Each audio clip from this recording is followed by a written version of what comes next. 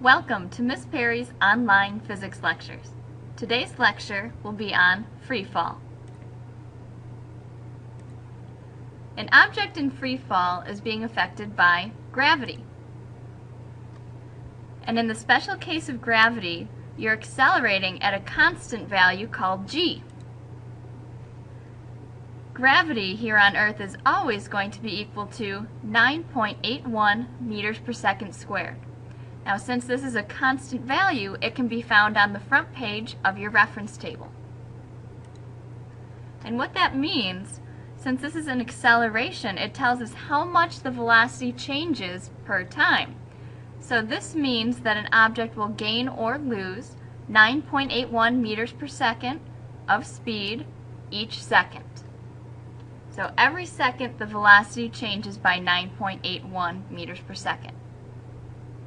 Depending on what direction you assign as positive, let's say we assign up the positive direction, gravity always acts downward. So we would include a negative sign in front of the 9.81 meters per second squared.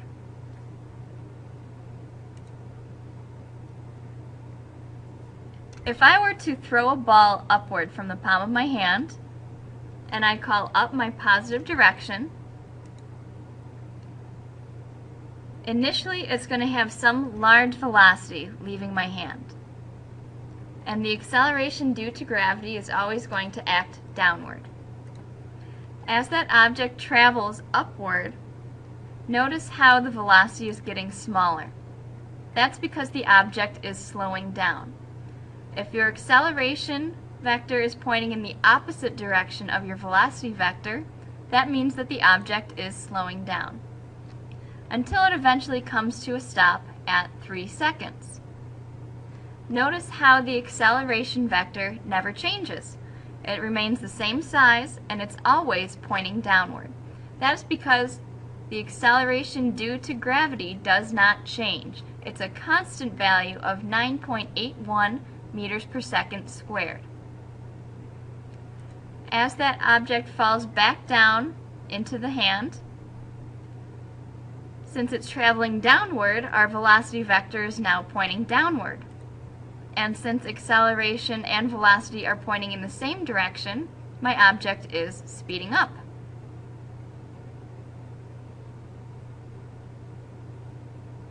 If I were to graph these values, the velocities and the accelerations, I start out with a large positive velocity that eventually at 3 seconds is a velocity of 0. That's where it crosses the x-axis.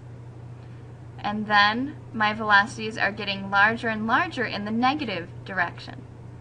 So it would be one straight line, because the slope of that v versus t graph should give you acceleration. The slope of your v versus t should be equal to 9.81 meters per second per second.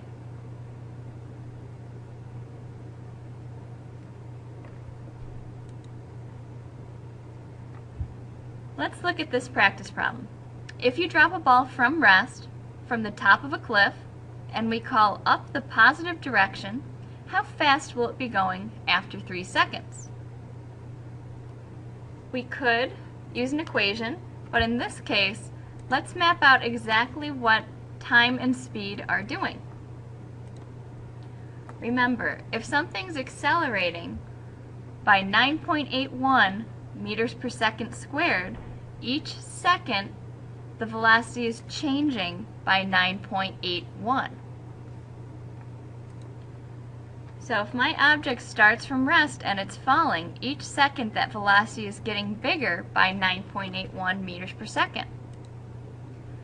So if I start at 0 meters per second, each second my velocity is increasing by 9.81.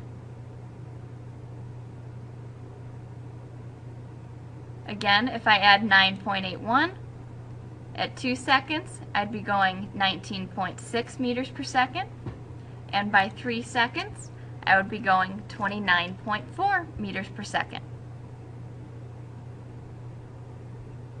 Now the difference between speed and velocity, remember velocity is speed in a given direction. since we called up the positive direction and all of these velocities are pointing downward, our velocities just become negative.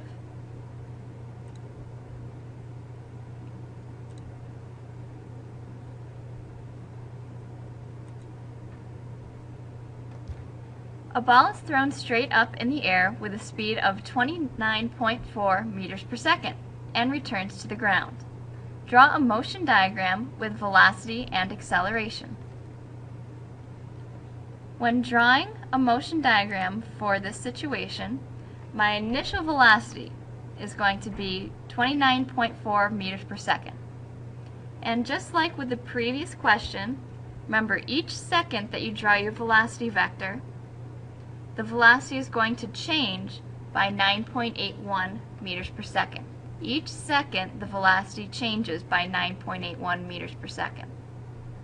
But in this case, it's traveling upward, so we'll be subtracting 9.81 each second until it reaches the top of its path where the acceleration is 0, and eventually heads back down towards the ground. And since it's pointing downwards, the velocities will be negative. Now notice, the acceleration remains constant throughout this entire motion. That's because the velocity is constantly changing. At any point in that motion, you could say that the velocity is either speeding up, slowing down, or changing direction. It's slowing down on the way up, it's changing direction at the top, and it's speeding up on the way back down. So we could say that this object is always accelerating. Let's try a practice problem, parts A and B. A ball is thrown with a velocity of 25 meters per second straight up. How much time does it take to reach the top of its path? The first thing I'll do is draw a picture. I've assigned up as my positive direction. I have an object that's thrown with some initial velocity. It will eventually reach the top of its path with a velocity of 0 and head back down towards the ground. In order to solve this problem, the next step I would do is make my table. There are 5 values that we're looking for: displacement, initial velocity, final velocity, acceleration, and time. Take a moment to pause your video, fill in the table, and solve this problem for time.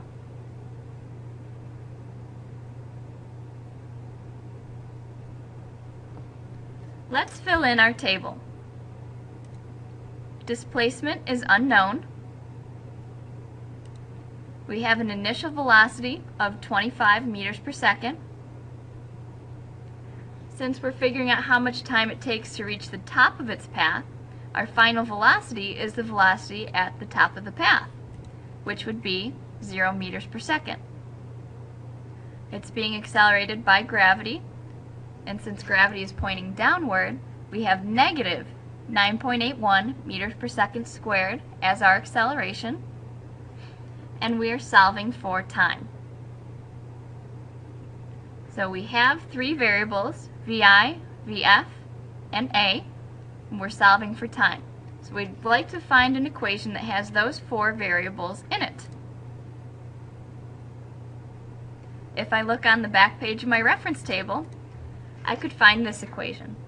Final velocity equals initial velocity plus acceleration times time. Next step is substitution with units. 0 meters per second is equal to 25 meters per second plus negative 9.81 meters per second squared times time. I can subtract 25 meters per second from both sides and then divide both sides by negative 9.81 meters per second squared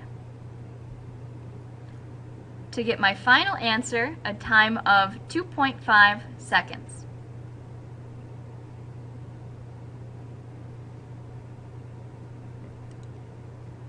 Part B of this problem asks, how high does the ball go?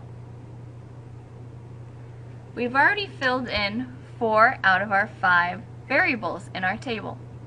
We can use this same table to answer Part B. So take a moment to pause your video, find an equation, and solve for D.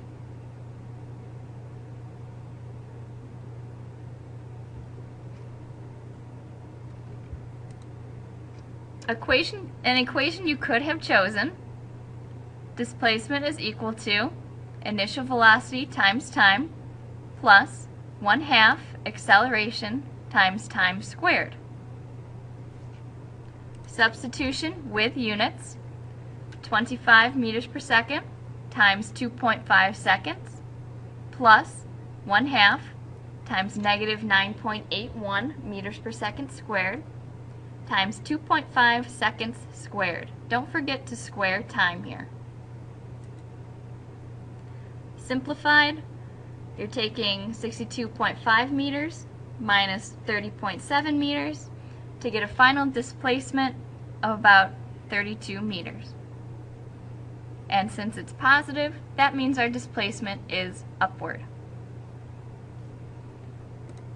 If you have any questions, comments, or concerns, please feel free to ask me during class, or I'm available after school for extra help.